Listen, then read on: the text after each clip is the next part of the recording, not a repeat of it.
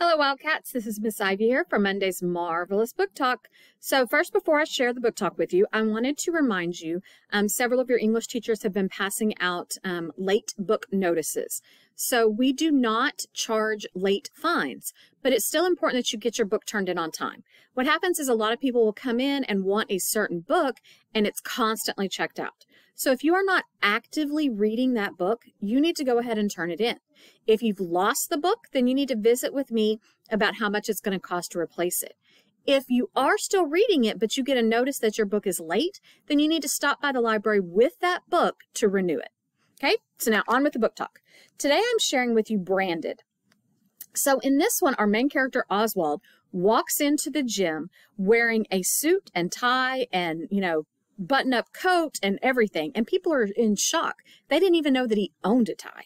So then the principal stands up and says, "Please welcome Oswald, your new student body president." Everyone is shocked because they're not really happy with the things that are going on at school. They are not happy that their school has implemented a new dress code policy where they are forced to wear uniforms.